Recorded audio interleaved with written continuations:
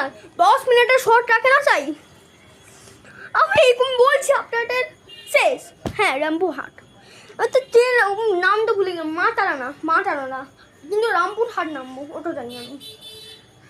রামপুরহাট আমি 100% নামবো মনে হয়। আর আমি বলছি রামপুরহাট, দেখি কোথায় নামি। রামপুরহাট আমার লাগছে, কিন্তু এটা ফিক্স হয়ে গেছে হাওড়ায়।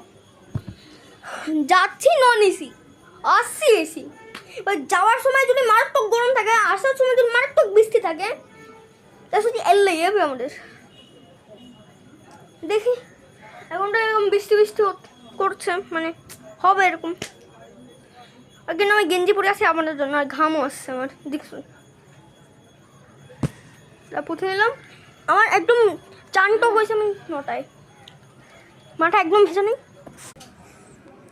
আমি করেছিলাম হ্যাঁ ওইটা দিই 4টে যা। ও আরে এখন নোটিস করলাম, দাঁড়ান দেখাচ্ছি সুটকেস। আর নোটিসই করিনি আমি। ওই দুটো ভিডিও বানাচ্ছিলাম তো, মানে ওই তো আমি ফেড হয়ে গেছে চ্যালেঞ্জটা। ওই সময় ঘরে ছিলাম আমি, তারপর সব আমি তো করলাম, ওই সময় ঘরে ছিলাম, এখন নোটিস করলাম। ভাবতে পারছেন কী অবস্থা। তাহলে আজ যেতে যাবো আমরা তারাপীঠ। আজ না কালকে, মানে বলছি একদম কালকে না, 4টেতে উঠবো বেরোবো, কিন্তু 12টা থেকে আমার না ঘুমানোর চ্যালেঞ্জ শুরু।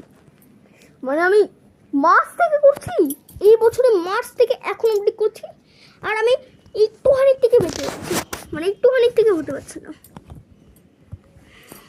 আমার অলমোস্ট একটা চ্যালেঞ্জ পুরো হয়ে গেছিলো, যদি আমি 2টো অবধি ঘুমাতাম না, মানে অলমোস্ট 258 নাকি 58 আমি উঠেছিলাম ওই দিন। চুপচাপ আমি চ্যালেঞ্জ করছিলাম, অলমোস্ট যেটাও যেতাম, যদি আমি 12টায় উঠতাম না, আমি 250-তে উঠতাম না। রাত্রিটার কথা বলছি আমি। আচ্ছা এটাও শেষ হয়ে যাবে, যদি আমি আরও বকবক করবো। তাহলে এবার সোজা ট্রেনে নাকি হচ্ছে যাওয়ার আগে দেখা হবে। বাই বাই গাইস, নাকি আমার ঘুমানোর সময়। Bye bye.